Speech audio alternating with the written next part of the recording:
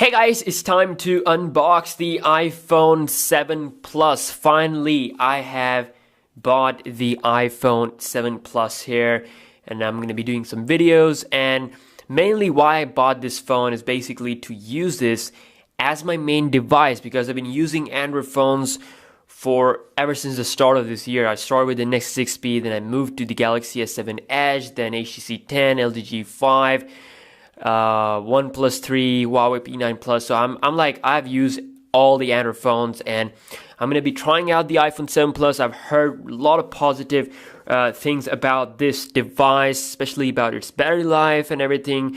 I do own an iPhone 7. I've never actually bought a Plus model in my entire life. Like they introduced with the 6 series, 6 Plus, 6S Plus, and 7 Plus. So I've never bought this.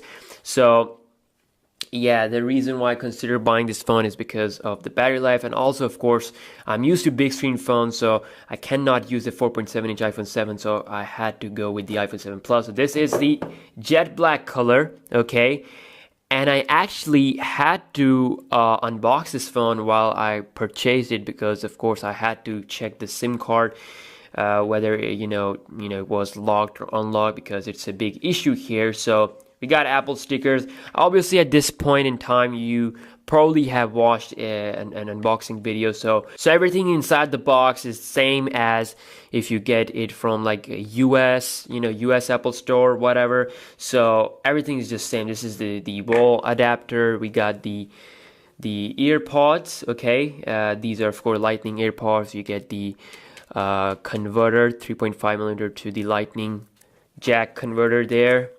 And then we have the normal iPhone Lightning to USB cable. So yeah, that is pretty nice little packaging we have. The box is very cool. It reminds me of their old iPhone 2G box. So they brought it back with this jet black color. So like I said, I had to unbox this phone in the shop.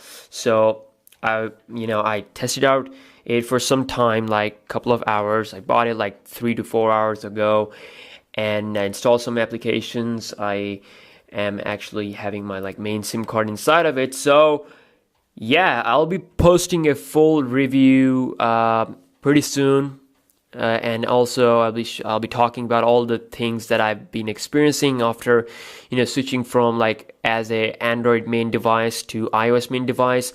What are the problems, and the advantages and the good things and the bad and everything. So yeah, if we take a look at the body here of this device, wow, it looks really good.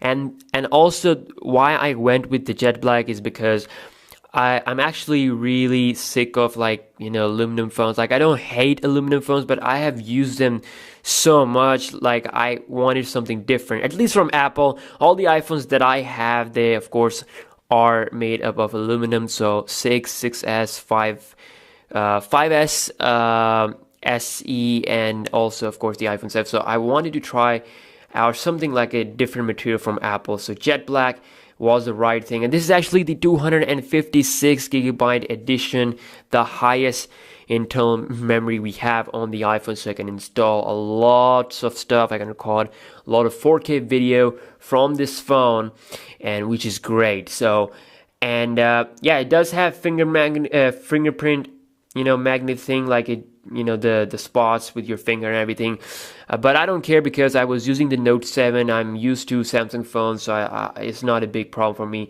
I'm also using a case with this phone. I'm just gonna show you guys here. First off, do not buy a silicone case with the iPhone.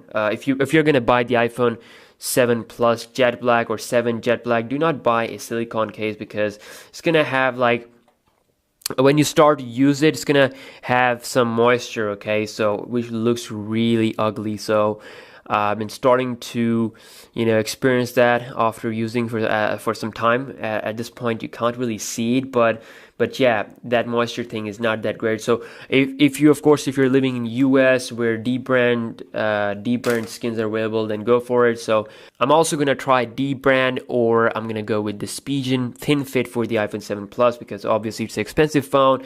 It can drop, of course. It does have camera hump, so it can break easily if I drop it. So yeah, it's a glass phone, and it can drop, and it can, the glass can crack. So I have to be careful with this device, and so you should also be if you want to buy it. So yeah, let's just take a look here at the display. It's a big phone. So the display is 5.5 inch, but it's actually bigger than the 5.5 inch OnePlus 3 that I was using before this phone. So if I just quickly show you a quick comparison here, my OnePlus 3, you can see that it's actually smaller in terms of size. Like, you might not be able to see it like this, but really, I mean, of course, I'm using a case on it, but OnePlus 3 is really good with the form factor and everything. It doesn't feel that much bigger. I don't know what is wrong with iPhone Plus models. Like, they are 5.5 inch, but they're not like built rightly. They feel bigger than other 5.5 inch Android devices. So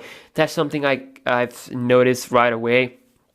Also, of course, iOS, I am perfectly aware of all the restrictions the iOS has.